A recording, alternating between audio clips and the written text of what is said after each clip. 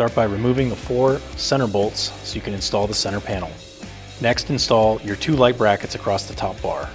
Using the 4 1/4 by 1 inch bolts, install your sheave mount. Then, with the 1/4 by 1 3/4 inch long bolt, install your bungee strap. Next, to install the winch, first remove the warning decal, then with the hardware provided with your winch, install the winch through the plate. If you desire to do so, you can install the manual winch switch in the 2 holes next to the winch.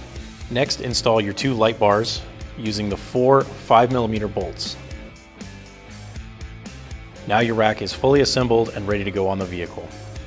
If your vehicle came equipped with the enclosed cab, remove the 2 top bolts from the door mounts. With those bolts removed, install one of your 8mm bolts provided halfway by hand.